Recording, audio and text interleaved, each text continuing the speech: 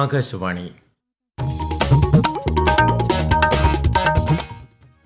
നമസ്കാരം. പ്രാദേശിക വാർത്തകൾ വായിക്കുന്നത് ഉദയൻ കിളിയന്നൂർ.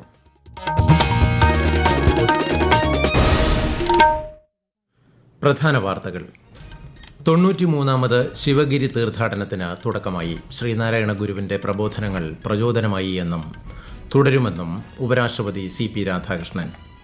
സംസ്ഥാനത്ത് 1 മുതൽ 10 വരെയുള്ള ടൈറ്റിൽ പുസ്തകങ്ങൾ കേരള പാഠ്യപദ്ധതി ചട്ടക്കൂടിന്റെ ഭാഗമായി തയ്യാറാക്കുമെന്ന് മന്ത്രി V. ശിവൻകുട്ടി. ശബരിമല സ്വർണ്ണപ്പാളി കേസിൽ പ്രത്യേക അന്വേഷണ സംഘത്തിൽ 2 ഉദ്യോഗസ്ഥരെ കൂടി ഉൾപ്പെടുത്താൻ ഹൈക്കോടതി അനുമതി. ആലപ്പുഴയിൽ പക്ഷിപ്പനി പ്രതിരോധത്തിന്റെ ഭാഗമായി ശുചീകരണ പ്രവർത്തനങ്ങൾ ശക്തമാക്കി. മകരവിളക്ക് മഹോത്സവത്തിന് ശബരിമല ക്ഷേത്രനട തുറക്കുന്നതും കാത്ത് ആയിരങ്ങൾ. നട തുറക്കൽ ഇന്ന് വൈകിട്ട്. ഇന്ത്യ ശ്രീലങ്ക വനിതാ T20 ക്രിക്കറ്റ് പരമ്പരയിലെ അവസാന മത്സരം ഇന്ന് തിരുവനന്തപുരം കാര്യവട്ടത്ത്. വാർത്തകൾ വിശദമായി. 93ാമത് ശിവഗിരി തീർത്ഥാടനത്തിന് തുടക്കമായി. ശ്രീനാരായണ ഗുരുവിന്റെ പ്രബോധനങ്ങൾ പ്രചോദനമായി എന്നും തുടരുമെന്ന് തീർത്ഥാടനം ഉദ്ഘാടനം ചെയ്യവേ ഉപരാഷ്ട്രപതി CP രാധാകൃഷ്ണൻ പറഞ്ഞു. സൌഹാർദ്ദത്തിന്റെ ജീവിക്കുന്ന ഉദാഹരണമാണ് ശിവഗിരിയെന്നും ഈ തീർത്ഥാടനം ആത്മീയ അന്വേഷണത്തിന്റെയും സാമൂഹിക സാമ്പത്തിക പുരോഗതിയുടെയും ഉത്തമമായ സംഗമമാണെന്നും അദ്ദേഹം പറഞ്ഞു. Narayana Guruji wants to make the awakening through education, through cleanliness and through better organization. He wants to create the awakening among the people through good work, skill and self-respect. This pilgrimage teaches us one simple but powerful truth. Spiritual life and social life cannot be separated. If any faith doesn't not uplift the society, then faith remains incomplete. Governor Rajendra Vishwanath Arlekar, കേന്ദ്ര സഹമന്ത്രി സുരേഷ് ഗോപി, മന്ത്രി MB Rajesh, Shashi Tharoor MP, സ്വാമി സച്ചിദാനന്ദ തുടങ്ങിയവർ ചടങ്ങിൽ പങ്കെടുത്തു. തിരുവനന്തപുരം മാർ യുവേനിയോസ് കോളേജിന്റെ platinum jubilee ആഘോഷങ്ങളുടെ സമാപനം ഉപരാഷ്ട്രപതി CP രാധാകൃഷ്ണൻ അല്പസമയത്തിനകം ഉദ്ഘാടനം ചെയ്യും. ഗവർണർ രാജേന്ദ്ര വിശ്വനാഥ് ഹാർലേക്കർ, മുഖ്യമന്ത്രി പിണറായി വിജയൻ, മന്ത്രി MB Rajesh, mayor VV Rajesh, Shashi Tharoor MP, Kadakampally Surendran MLA തുടങ്ങിയവർ ചടങ്ങിൽ പങ്കെടുക്കുകയാണ്. 2 ദിവസത്തെ സന്ദർശനം പൂർത്തിയാക്കി ഉപരാഷ്ട്രപതി ഇന്ന് മടങ്ങും. ശബരിമല സ്വർണ്ണപ്പാളി കേസിൽ പ്രത്യേക അന്വേഷണ സംഘത്തിൽ 2 ഉദ്യോഗസ്ഥരെ കൂടി ഉൾപ്പെടുത്താൻ ഹൈക്കോടതി അനുമതി നൽകി. SIT തലവൻ സമർപ്പിച്ച അപേക്ഷ കോടതിയുടെ അവധിക്കാല ബെഞ്ച് പരിഗണിക്കുകയായിരുന്നു. CI റാങ്കിലുള്ള 2 പേരെയാണ് അന്വേഷണ സംഘത്തിൽ ഉൾപ്പെടുത്തുന്നത്. അതേസമയം കേസിൽ ദിണ്ടിഗൽ സ്വദേശിയായ വ്യവസായി D. മണി എന്ന MS മണി പ്രത്യേക അന്വേഷണ സംഘത്തിന് മുന്നിൽ ഹാജരായി. തിരുവനന്തപുരം ക്രൈംബ്രാഞ്ച് ഓഫീസിലാണ് എത്തിയത്. D. മണിയുടെ സുഹൃത്ത് ബാലമുരുകനും ക്രൈംബ്രാഞ്ച് ഓഫീസിൽ ചോദ്യം ചെയ്യലിനായി ഹാജരായിട്ടുണ്ട്. സംസ്ഥാനത്ത് തീവ്ര വോട്ടർ പട്ടിക പരിഷ്കരണത്തിന്റെ ഭാഗമായി പ്രസിദ്ധീകരിച്ച കരട് വോട്ടർ പട്ടികയിൽ പേര് ഉൾപ്പെട്ടിട്ടുണ്ടോ എന്ന് പരിശോധിക്കാൻ സമ്മതിദായകർക്ക് അവസരം. voters.eci.gov.in, ceo.kerala.gov.in വെബ്സൈറ്റുകളിൽ കരട് പട്ടിക ലഭ്യമാണ്. ഇതിന്മേലുള്ള പരാതികളും അവകാശവാദങ്ങളും ജനുവരി 22 വരെ സമർപ്പിക്കാം. സ്ഥാനാർത്ഥികളുടെ നിര്യാണത്തെ തുടർന്ന് വോട്ടെടുപ്പ് മാറ്റിവെച്ച 3 തദ്ദേശ വാർഡുകളിൽ ജനുവരി 12-ന് വോട്ടെടുപ്പ് നടക്കും. പത്രിക പിൻവലിക്കാനുള്ള സമയപരിധി ഇന്നലെ അവസാനിച്ചു. മലപ്പുറം മൂത്തേടം പഞ്ചായത്തിലെ പായിപ്പാടം, എറണാകുളം പാമ്പാക്കുട പഞ്ചായത്തിലെ ഓണക്കൂർ, തിരുവനന്തപുരം കോർപ്പറേഷനിലെ വിഴിഞ്ഞം എന്നീ വാർഡുകളിലാണ് തെരഞ്ഞെടുപ്പ്. വോട്ടെണ്ണൽ 13-ന്. അവകാശികളില്ലാത്ത നിക്ഷേപങ്ങളുടെ തീർപ്പാക്കൽ വേഗത്തിലും കാര്യക്ഷമമായും നടത്താൻ ലക്ഷ്യമിട്ട് കേന്ദ്ര ധനകാര്യ മന്ത്രാലയത്തിന് കീഴിലുള്ള ഡിപ്പാർട്ട്മെന്റ് ഓഫ് ഫിനാൻഷ്യൽ സർവീസസ് രാജ്യത്ത് ഉടനീളം സംഘടിപ്പിക്കുന്ന നിങ്ങളുടെ പണം നിങ്ങളുടെ അവകാശം ക്യാമ്പയിൻ കൊല്ലത്ത് നടന്നു.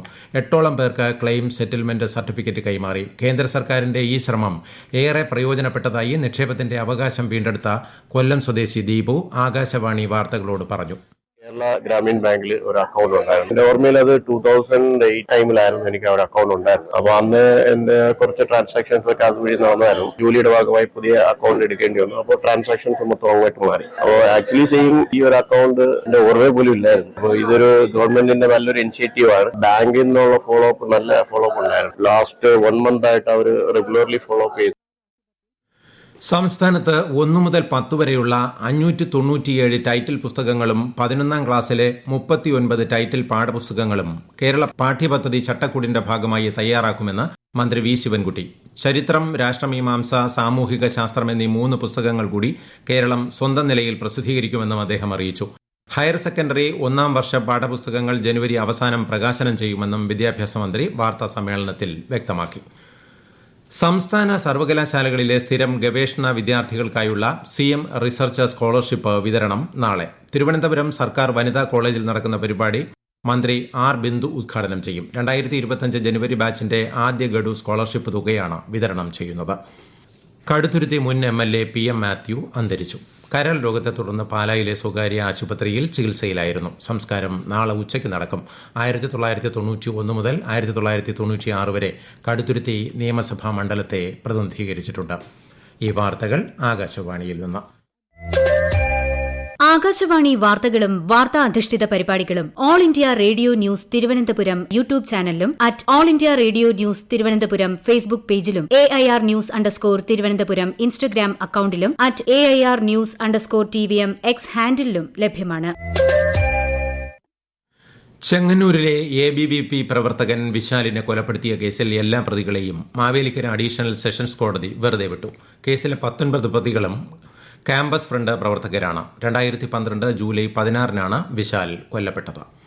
പത്തനംതിട്ട റാന്നി ചിറ്റാറിൽ കടുവ കിണറ്റിൽ വീണു. വെല്ലൂന്നിപ്പാറയിൽ സദാശിവന്റെ വീട്ടിലെ കിണറ്റിലാണ് കടുവ വീണത്. കടുവയെ കരയിലെത്തിക്കാനുള്ള ശ്രമം തുടരുകയാണ്. കിണറ്റിലെ വെള്ളം വറ്റിച്ച ശേഷമേ മയക്കുവെടി വയ്ക്കാൻ സാധിക്കൂ എന്ന് വനപാലകർ അറിയിച്ചു. മകരവിളക്ക് മഹോത്സവത്തിനായി ശബരിമല നട ഇന്ന് വൈകിട്ട് തുറക്കും. നാളെ പുലർച്ചെ മുതൽ പൂജകൾ ആരംഭിക്കും. അടുത്ത മാസം 14 മകരവിളക്ക് മഹോത്സവം. കൂടുതൽ വിവരങ്ങളുമായി ആകാശവാണി പത്തനംതിട്ട ജില്ലാ പ്രതിനിധി ശ്രീജി S. ശ്രീധർ. മകരവിളക്ക് മഹോത്സവത്തിനായി ശബരിമല നട വൈകിട്ട് 5 തന്ത്രി കണ്ഠരർ മഹേഷ് മോഹനരുടെ സാന്നിധ്യത്തിൽ മേൽശാന്തി ED പ്രസാദ് തുറന്ന് ദീപം തെളിക്കും. തുടർന്ന് സന്നിധാനത്തെ ആഴിയിൽ അഗ്നി പകരുന്നതോടെ തീർത്ഥാടകർക്ക് 18ാം പടി ചവിട്ടി ദർശനം നടത്താം. ജനുവരി 11 എരുമേലി പേട്ടതുള്ളൽ നടക്കും. പന്തളത്തു നിന്നും തിരുവാഭരണ ഘോഷയാത്ര ജനുവരി 12 സന്നിധാനത്തേക്ക് തിരിക്കും. 13 പമ്പ വിളക്കും പമ്പ സദ്യയും നടക്കും. ആലപ്പുഴയിൽ പക്ഷിപ്പനി പ്രതിരോധത്തിന്റെ ഭാഗമായി ശുചീകരണ പ്രവർത്തനങ്ങൾ ആരംഭിച്ചു.